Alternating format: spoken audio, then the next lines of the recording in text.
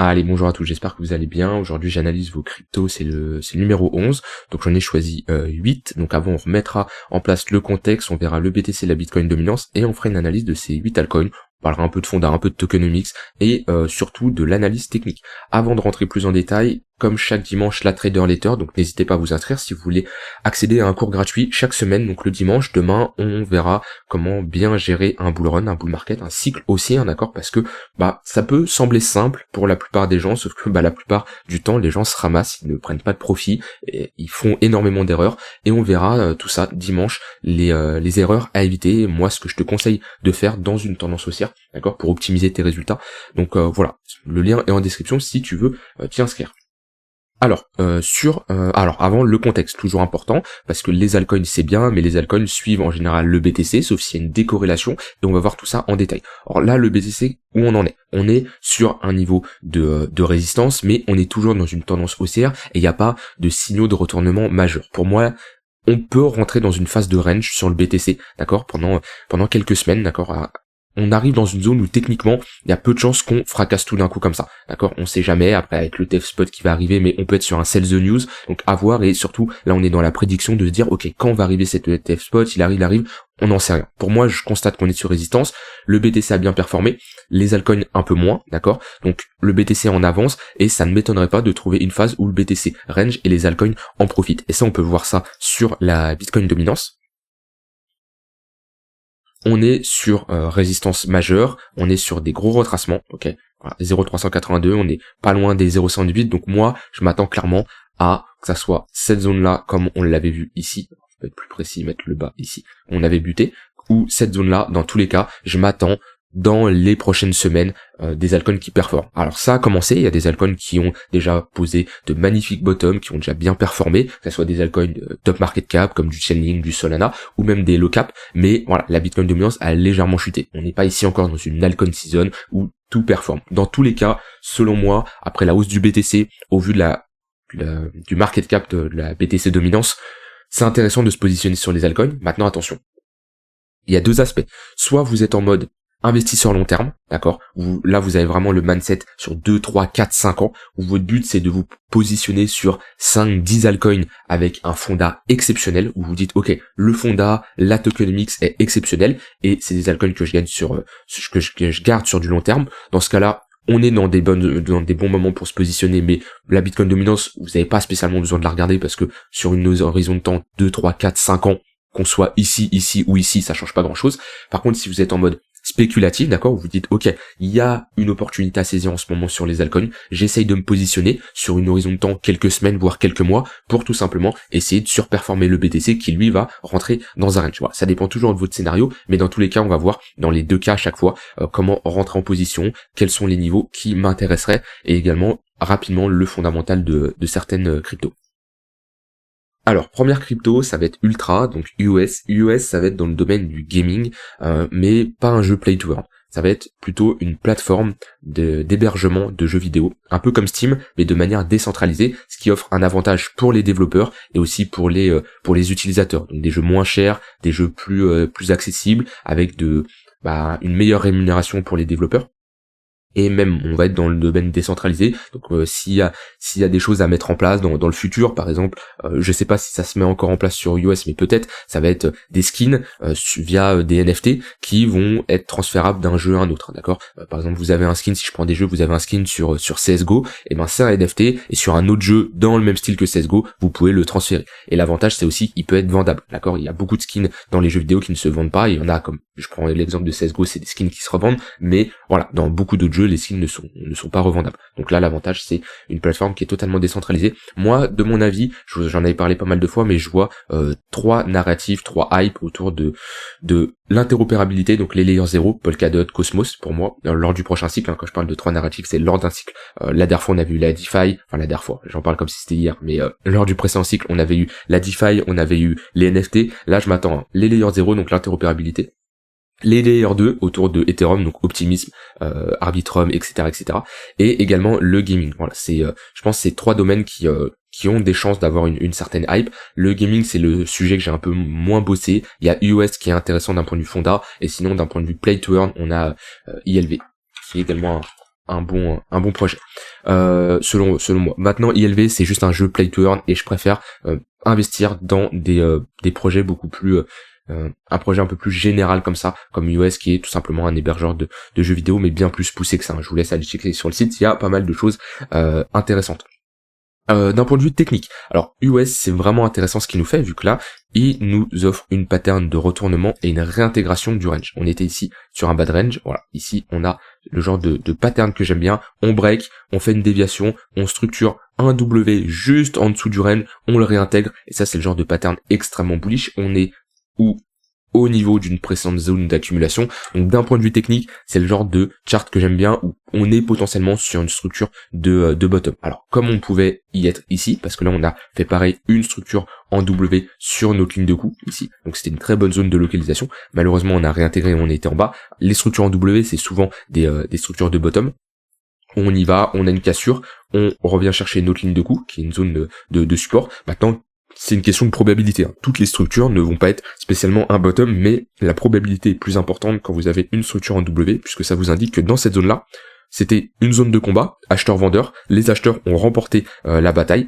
On a eu ici par exemple un exemple de petit pullback, ok, et techniquement, ça veut dire que la demande est supérieure à l'offre, donc que les acheteurs sont présents, et il faut mieux se positionner du côté des acheteurs. Maintenant, comme j'ai dit, les altcoins sont corrélés au BTC, et en général, si le BTC chute, les altcoins accompagnent. Donc, on augmente quand même les probabilités de se positionner sur des structures en W. Maintenant, on sait jamais, on peut pas prévoir l'avenir. Le plus important, c'est d'avoir des entrées avec une forte probabilité. Maintenant, d'un point de vue technique, c'est vrai que c'est le genre d'entrée que j'aime bien. Si on propose un pullback, alors pareil, ça dépend toujours de votre raison de temps. Si vous investissez pour du 2, 3, 4, 5 ans, une entrée ici ou ici, ça ne va pas changer grand chose. Maintenant, si vous êtes plutôt à but spéculatif, oui, ici, il peut y avoir une grosse différence. Parce que si je prends ce niveau-là, on a quand même une différence de 30%. Donc voilà. Mais ceux qui cherchent un pullback, c'est cette zone-là qu'il faudra surveiller. Maintenant, d'un point de vue prise de profit, alors déjà, on a notre zone de rechargement de toute cette, un retracement de toute cette baisse, ce qui nous donnerait un US autour des 35-40$. C'est une bonne zone de prise de profit pour ceux qui font de la spéculation sur du moyen terme, et ceux qui envisagent des retracements beaucoup plus importants. Les 0,382, c'est une très bonne target. Comme je le dis, ne visez pas spécialement un nouvel ATH sur toutes les cryptos. Les projets vraiment solides, BTC, Ether, ce genre de crypto, je les vois faire un nouvel ATH. Maintenant, il y a beaucoup de cryptos qui ne feront pas de nouvel ATH. Donc, méfiance là-dessus, à ne pas se dire, ok, prendre le point le plus bas, waouh, si on va à l'ATH, je fais telle performance, ok. Il y a des probas d'y arriver. Maintenant, prenez des profits bien avant. Payez-vous, d'accord? Ça veut pas spécialement dire de tout cash out et de prendre des TP entièrement, d'accord? C'est-à-dire de vendre à 100%. Non, on peut prendre 10% sur les 0,382, 20% dans notre zone de rechargement, de short, et laisser courir le reste. Mais au moins, si on se retourne, on a sécurisé des profits, et ça nous évite de se retrouver à hold l'entièreté de nos toilettes et se prendre un moins 90%, d'accord? Au fur et à mesure que le cycle avance, votre balance cash crypto, vous devez bien la gérer. Maintenant, d'un point de vue technique, c'est une bonne charte que j'aime bien US. Dante, alors ça c'est un projet, ça me dit quelque chose, c'est un ancien projet je crois, ça date, j'ai déjà check quelques fois. Ouais, voilà, il y avait une hype en 2018, maintenant, voilà, comme je le dis, et ça sera le cas de certains projets qui ont performé en 2021. Ah, voilà, on a le cas concret, une grosse performance en 2017, et un top de marché en 2018, et ici, tout simplement un retracement, même pas les 0,382 visiblement, et il y aura des cryptos qui feront la même chose lors du prochain cycle. Ils étaient là en 2021, ils ont fait une très bonne performance, mais ils ne feront pas de nouvelles ATH. Et là, voilà, pourquoi? Tout simplement parce qu'il y a eu énormément d'émissions de jetons, c'est visible. C'est-à-dire que là on a un prix, ok, ici on a un deuxième sommet, donc premier sommet, deuxième sommet, sur le market cap, le sommet est beaucoup plus important. C'est-à-dire que vu que le prix n'a pas été supérieur, qu'est-ce qui fait le market cap? C'est-à-dire qu'il y a eu beaucoup de tokens qui ont été libérés et l'offre en circulation a dû bien augmenter, ce qui a fait une pression vendeuse. Et attention, s'il y a de trop forts déblocages de jetons, ça peut impacter clairement un projet et l'empêcher de performer. moi, est-ce que j'aime bien me positionner sur un projet qui ne fait pas de nouvelle ATH, sans lire le fondat, sans m'intéresser, je sais que je ne peux pas investir là-dedans. Pourquoi? Parce que le marché des cryptos est haussier, il fait ATH sur ATH, le BTC fait ATH sur ATH. Ici, on a un exemple concret d'un projet qui n'a pas fait un nouvel ATH. Donc ce projet-là est dans un range, voire une tendance baissière très long terme. Je ne me positionne pas là-dessus, clairement pas. Donc ouais, franchement, Dante, c'est pas très joli. Maintenant, d'un point de vue spéculatif, c'est pas le genre de bottom que j'aime bien en plus. C'est pas le genre de bottom que j'aime bien. Je préfère avoir des structures en W comme ça. Voilà, ça c'est le genre de bottom que je préfère. On a notre structure en W, on a un pullback, et là, ok, c'est intéressant de se positionner. Mais là, on est liquidé, on a liquidé, on a pris les stops, mais j'aime pas faire un deuxième creux, ici. Même si, voilà, il y en a qui considèrent ça comme un W. Moi, je suis vraiment pas fan. En close line, c'en est un, ok. Mais ici, si je prends les mèches, c'est pas la meilleure structure. Donc ça dépend toujours de vous.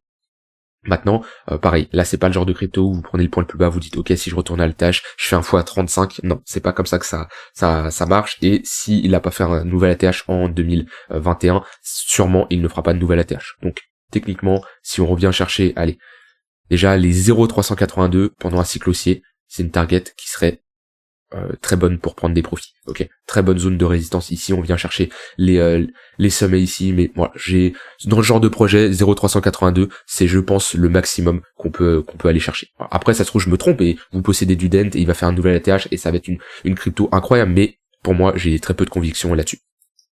Maintenant, d'un point de vue spéculatif, si on a un rebond et un retour dans cette zone-là, ça peut être intéressant et une prise de profit globalement dans notre zone de rechargement de short, entre les 0,118 et les 0,786. J'aime pas trop de m'attarder sur ce genre de projet parce que déjà, j'aime pas faire une analyse technique sur à l'avance un projet qui est pas intéressant, d'accord? Et comme je le dis, votre but c'est de surperformer le BTC. Voilà, et si le projet ne fait pas de nouvelle ATH sur une nouvelle ATH, c'est techniquement c'est pas le meilleur projet.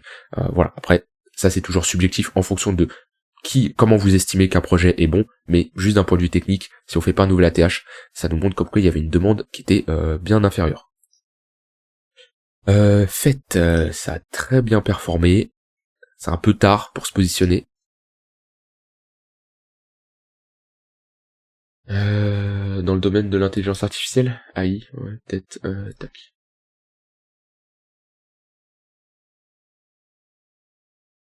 Ok, c'est pas le genre de projet que je me suis énormément renseigné, donc je peux pas donner un avis. Je peux pas donner un gros avis là-dessus en disant que c'est bien ou c'est pas bien. J'ai pas énormément de connaissances là, juste en lisant ça. Donc voilà, faut être honnête aussi, faut pas chercher à des fois qu'on comprend pas. Enfin, je veux pas dire je comprends pas, mais je veux dire que j'ai pas assez de connaissances pour donner un avis strict en disant c'est un bon projet ou c'est pas un bon projet, est-ce que ça peut performer, est-ce que ça peut ne pas performer. Voilà, c'est pas le genre de domaine, comme j'ai dit, où je me suis énormément renseigné. Vous pouvez pas tout connaître, vous pouvez pas être dans tous les projets, connaître tous les secteurs, c'est pas possible. Votre but c'est de vous renseigner sur les secteurs qui vous semblent les plus prometteurs. Et voilà, c'est pas le genre de projet que je me suis renseigné. Maintenant on peut checker quand même la tokenomics. C'est pas une tokenomics incroyable, hein. Thunder 18%, Fondation 18%, et quoi, Public Sale 5%. Ah, les tokenomics maintenant ils sont pas incroyables, hein.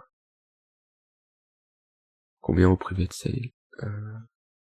Ouais, moi j'aime pas ce genre de tokenomics là, la distribution elle est vraiment pas incroyable. Ouais, bon, on va checker quand même parce que le projet performe bien. Alors. Ouais, on était sur un rebond en V-bottom.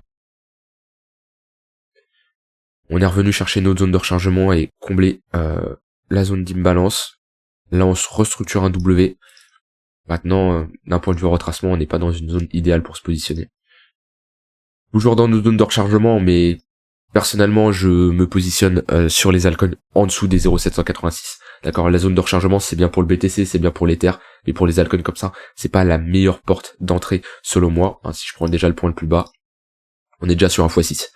Est-ce que se positionner après un x6, c'est une bonne opportunité? Personnellement, non. On avait ici, éventuellement, une fenêtre qui s'ouvrait à nous pour rentrer en position dans notre zone de rechargement après ce gros mouvement, mais là c'est selon moi trop tard. Par contre, si on commence à avoir un pullback au niveau de notre ligne de coup là, vers les 25 centimes de dollars, c'est une bonne entrée, clairement, c'est une bonne entrée où on peut avoir une entrée beaucoup plus professionnelle que rentrer maintenant, vu qu'on serait dans une zone de rechargement et dans une plus petite zone de rechargement, mais surtout sous ou sur les 0,786, donc ce qui nous donne une meilleure entrée. Maintenant, on pourrait valider cette grosse structure en W, qui peut être tout simplement la pattern exacte de ce qu'on a fait ici. Grosse structure ici en W. Voilà. En vrai, la charte est assez cyclique.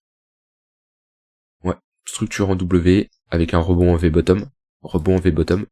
On retrace dans notre zone de rechargement. On retrace dans notre zone de rechargement. Et on restructure des W. Ici, W. Et ici, W. C'est vrai que si on break ce niveau-là, on pourrait s'attendre à une accélération à la hausse et potentiellement faire un nouvel ATH. En tout cas, oui, la charte est bullish, clairement.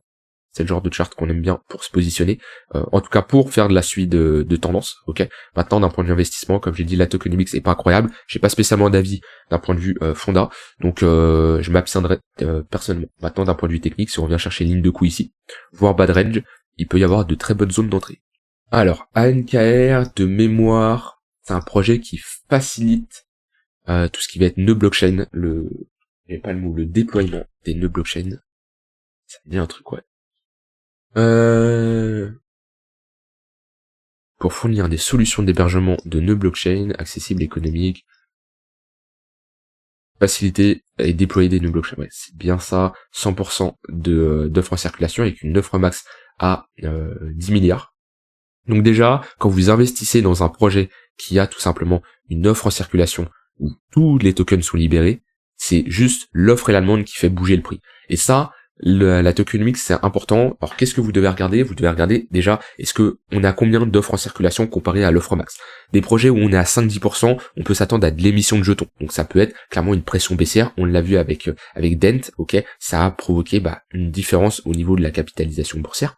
Et ça a impacté le projet. Maintenant, là, tous les tokens sont libérés. Donc même si il y a eu peut-être, voilà, il n'y a pas eu d'inflation ici, enfin il n'y a pas eu d'inflation, il n'y a pas eu d'émission de jetons. Donc techniquement, voilà, on voit ici un petit sommet qu'on n'a pas ici, mais c'est léger. On voit comparé à la différence de Dunt, c'est clairement bien géré. Et moi, ça me laisse entendre que l'émission de jetons a bien été maîtrisée.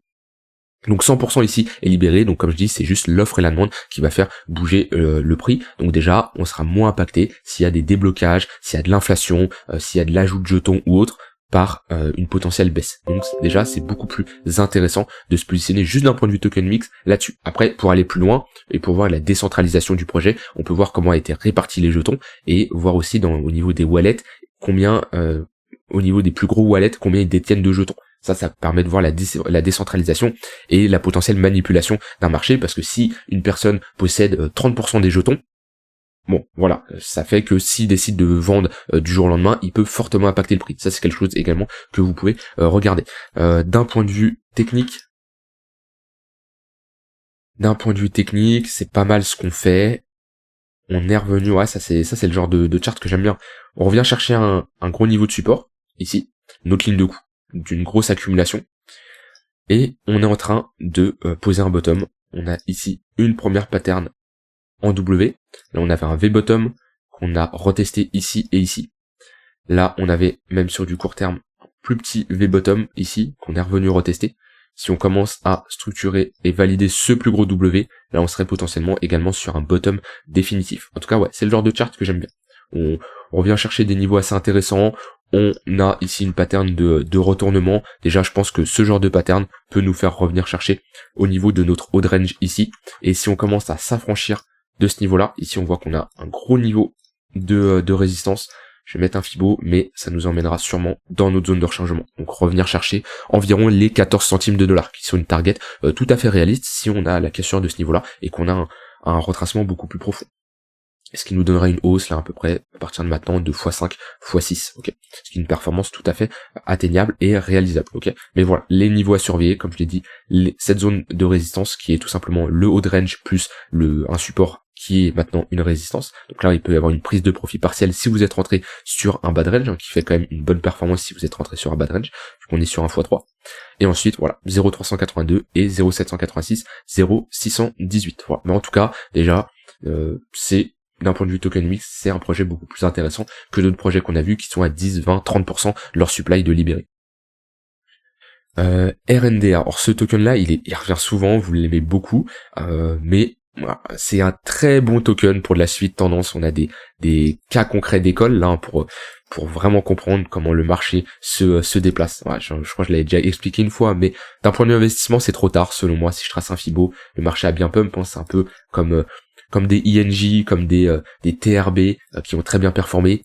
Voilà, on a fait un x4. Alors oui, comparé si je prends à la TH maintenant, il reste un x2, x3 à faire, mais pour moi c'était trop tard. Sauf comme je dis, si vous vous dites ok le projet est exceptionnel et je vise du long terme. Mais là pour moi les signaux ils étaient donnés beaucoup plus tôt, notamment avec cette phase d'accumulation où on a tout simplement break, on est venu faire un pullback. Voilà, ici on a un exemple concret d'évolution d'un marché avec une phase de distribution et de retournement de tendance, avec ici des creux, des sommets de plus en plus bas, qu'on voit si je me mets en close line, voilà, un M top, on retrace, on refait un M, et voilà, on revient chercher une autre ligne de coup, etc., etc.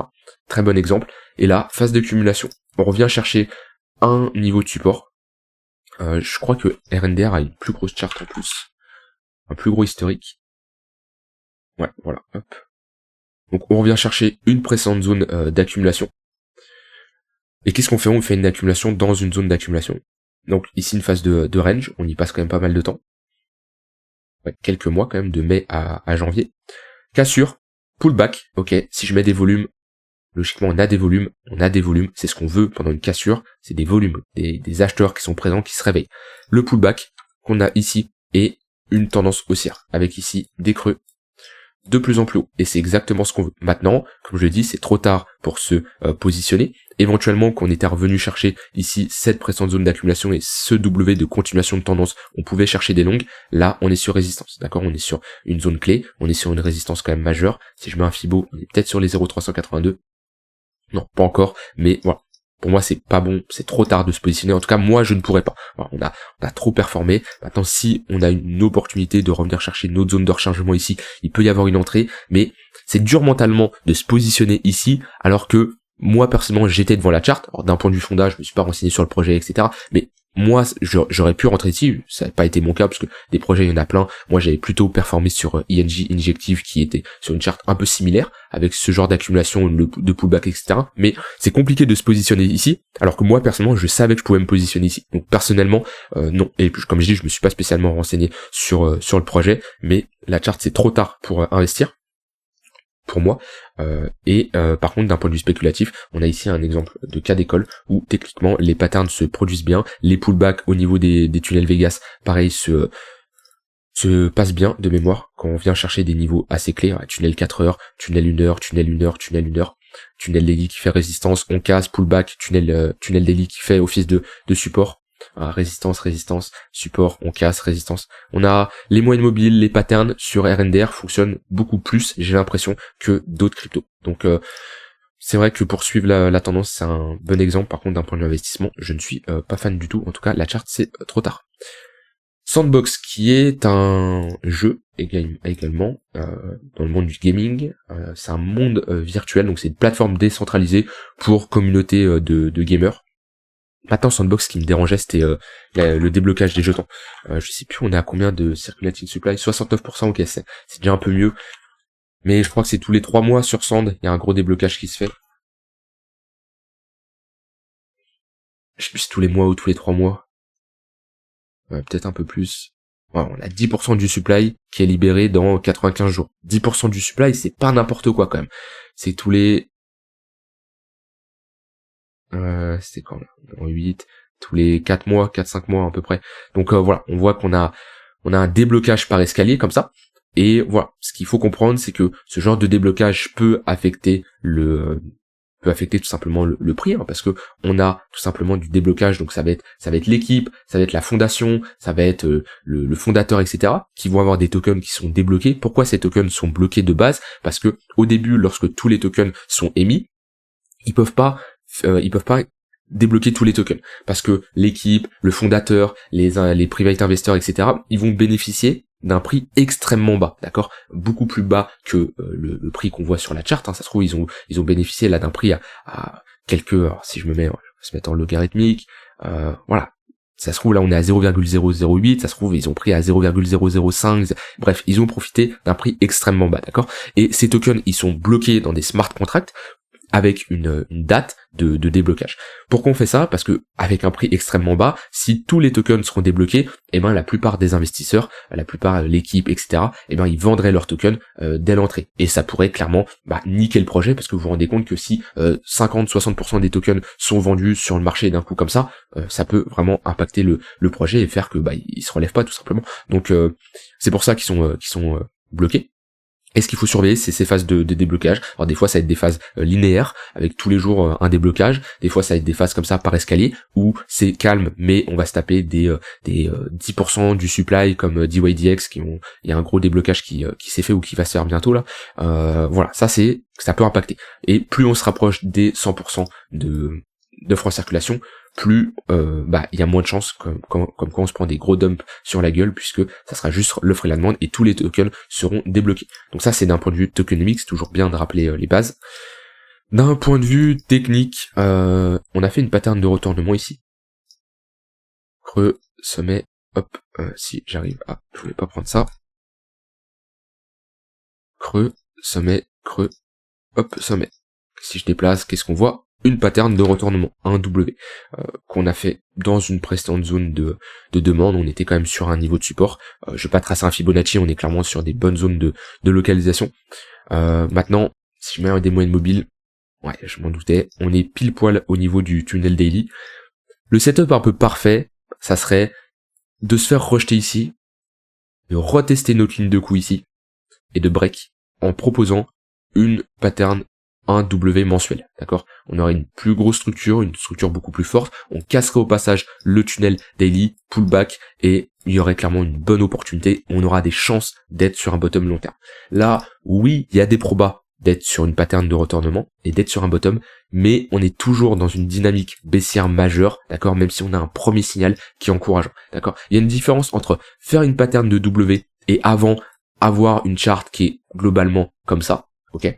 Où là, on peut se dire, on est retourné, on a des moyennes mobiles qui sont assez plates, et avoir une grosse tendance baissière, et là, faire une petite pattern comme ça, où techniquement, c'est beaucoup plus compliqué, et on peut être juste sur un retracement, d'accord? C'est le genre de structure qui va nous amener à un retracement, revenir chercher les 50 centimes par exemple, et avoir un prolongement de notre baisse. Mais voilà, personnellement, je regarde souvent le tunnel daily, qui me permet de savoir, est-ce que c'est le moment de se positionner, ou est-ce que c'est trop tôt, et c'est trop, la chart est pas assez mature pour break ce niveau-là. Maintenant, ça se trouve, on va le break et on viendra jamais chercher ces niveaux-là, je n'en sais rien. Ça me permet de localiser et d'avoir une bonne visualisation. Maintenant, techniquement, là, on a un premier signal qui est encourageant. D'un point de vue retracement, Sandbox, c'est vrai qu'il a pris extrêmement cher quand même. Et moins 96%, voire 97%, ça reste quand même une grosse baisse. Si on a un cycle haussier, qu'on revient chercher les 0,382, c'est une bonne zone de prise de profit. On est globalement sur un x10. Pareil, est-ce que je vois ce projet refaire un nouvel ATH? Je me suis pas assez renseigné sur le fondamental. Si on a une hype autour du gaming, ça peut aller très vite. C'est le genre de projet qui peut bien performer également. Maintenant, il faut l'avoir la hype. Est-ce que il peut y avoir une hype, mais tous les projets ne performent pas, ça va être les meilleurs projets les plus utilisés, et ça se trouve, le prochain projet, le projet qui sera le leader du gaming, ça se trouve, il n'a pas été encore créé. Donc ça, on peut pas le savoir à l'avance, mais voilà, si on a une hype, c'est sûr que ça peut performer. Mais les 0,382, c'est une bonne zone de prise de profit. Ne soyez pas gourmand en se disant, ok, je vends tout à l'ATH, alors que ça se trouve, on n'y retournera jamais, et on est quand même sur un x20 au niveau de l'ATH, ok. Mais on a des premiers signaux qui sont encourageants. Comme je dis, j'attendrai le break du tunnel daily pour chercher à me positionner. Arbitrum. Alors, Arbitrum, ça va être un layer 2 qui a pour but d'améliorer la scalabilité d'Ethereum. Je vous rappelle comment ça s'est fait. Ethereum est arrivé, excellent projet, sauf qu'on s'est rendu compte que la scalabilité Ethereum est décentralisée, il y a une bonne sécurité, mais c'est pas scalable, d'accord? Il y a des frais extrêmement chers et c'est pas scalable. Donc il y a eu la course des Layer 1, beaucoup de Layer 1 qui sont créés pour concurrencer Ether lors du dernier cycle. Ils se sont rendus compte qu'ils ne pouvaient pas concurrencer Ether, parce que Ether c'est le boss tout simplement, et l'ancienneté joue également, le fait que ça soit un projet qui est arrivé tôt dans le marché, ça joue pour la confiance. Du coup, ces projets-là, il y en a beaucoup qui sont en train de couler, et là, ce qui fait un peu la hype, et les projets, ils sont dit, au lieu de chercher à concurrencer Ether, eh ben, on va travailler avec lui, et on va tout simplement l'améliorer. Et c'est le but des Layer 2, donc des Arbitrum, des Optimism, etc., qui ont pour but d'améliorer la scalabilité d'Ethereum. Donc Arbitrum, selon moi, c'est un très bon projet. Maintenant, d'un point de vue technique, c'est intéressant ce qu'il nous a fait. Hop. Vu que là, il nous a break un niveau, on l'a retesté. Arbitrum, c'est vrai, c'est une charge jolie. Hein. J'avais vu qu'il nous avait fait un moins 25% là. Je crois qu'il nous a fait une grosse baisse. C'est ce que je vous disais hein, dans la vidéo d'hier ou avant-hier. Je vous disais pendant un bull run comme ça. Alors je dis pas qu'on est en bull run. Enfin, pour moi, je répète, pour moi on est en bull run, mais on n'a pas un vrai bull run encore ou tout pump, d'accord. Mais pour moi c'est le début d'un bull run. Maintenant on peut avoir des gros retracements dans un bull run. Bref. Comme je vous l'avais dit, dans une phase haussière comme ça, et dans un bull run, on a souvent des chutes de moins 15, moins 20%, avec des mèches qui sont rapidement rachetées. Et le but, c'est d'avoir des ordres en attente sur des niveaux intéressants. Et là, on était sur un niveau intéressant. Support, on break, on se fait rejeter, on revient chercher notre V bottom, on valide une pattern de retournement, une structure en W, et on réintègre notre pression de niveau. Et en bonus, on a le pullback sur notre ligne de coup avec cette mèche-là. Donc là, quelqu'un qui a mis un ordre ici s'est fait fill, il a une très bonne zone d'entrée.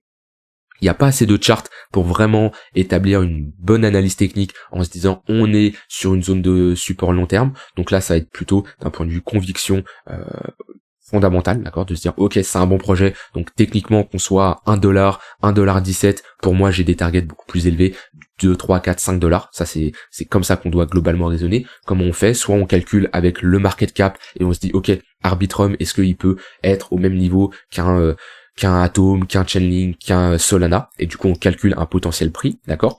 Et sinon on peut mettre également des extensions de Fibonacci de ce mouvement-là. Tac, je vais inverser. Ce qui nous donnerait, au cas où on casse ce sommet-là, on pourrait chercher les 118, voire les 100% d'extension qui nous donnerait une target autour des $3, qui est vraiment une target accessible. C'est-à-dire si on a un cycle haussier, voilà, à Arbitrum pour aller chercher des targets beaucoup plus élevés. Mais ce qui est dur, qu'on a très peu d'historique de prix, c'est de déterminer vraiment des niveaux de prise de profit théorique, parce qu'en général je prends des extensions de Fibonacci sur tout un cycle, sur tout un retracement, sauf que là j'ai pas assez de chart, donc techniquement voilà, prenez des profits sur la montée, vous dites par palier, à x4 je vends ce montant là, x6, x8, et vous regardez également aussi comment se comporte le BTC et les autres altcoins. Si le BTC pose un top de marché, prenez des profits également sur les altcoins, même si sur les altcoins on ne pose pas spécialement un top de marché. Mais en tout cas, Arbitrum, c'est un excellent projet. Je pense parmi tout ce que j'ai sous les yeux là, parmi ces 8 projets là, c'est le projet le plus solide, d'un point de vue fondamental. CTSI, ça me parle. Alors d'un point de vue technique, ça me parle, parce que je m'étais bien positionné en 2021, ici. Ouais, j'avais pris des profits sur la montée. Par contre, d'un point de vue fonda, j'ai dû check. En général, je suis toujours curieux et je regarde, mais je peux pas tout retenir. Ok, c'est un layer 2 aussi. C'est un optimiste roll-up, ok. Pareil, donc du même style que ARB, scalabilité, layer 2. Pour améliorer la scalabilité d'une blockchain primaire, ouais, ok. Bah c'est dans le même style que Arbitrum. Après, voilà, entre tous ces projets, CTSI, Optimism, Arbitrum, comment faut se renseigner? Bah déjà on peut regarder la tokenomics, comment a été débloqué les jetons, comment ça s'est fait. Donc là 10% de public réserve, la team cap 15%. Les teams prend beaucoup plus qu'avant. Après, le projet il s'est lancé quand? On était globalement en bear market. Il y a une différence entre lancer un projet en bear market et en bull market également. Il y a une grosse différence.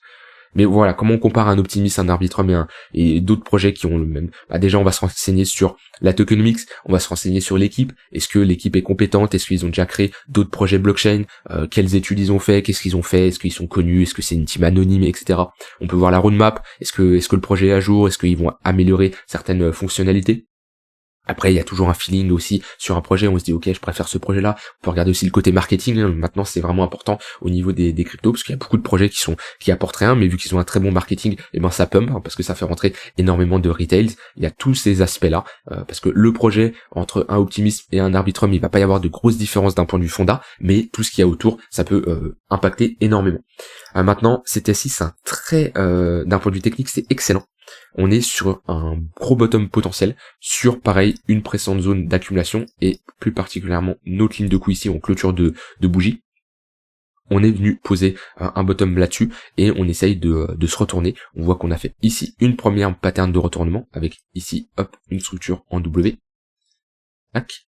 On est revenu chercher la ligne de coup de ce niveau-là, de ce W là, et on restructure ici des petits W. Alors, c'est pas facile à voir. Si vous avez du mal, vous mettez en close line comme ça. Et on voit que là on fait bien un creux, un sommet, un creux plus haut que le précédent et un sommet plus haut que le précédent. Ou si vous avez également du mal en close line, vous réduisez l'unité de temps, vous mettez en 3 jours, et là, en close line, on voit qu'on fait des W, des petits W. Donc ça, pareil, c'est le genre de pattern intéressante. Et voilà, on a réintégré là, si je joue en close line, on a break ce niveau-là.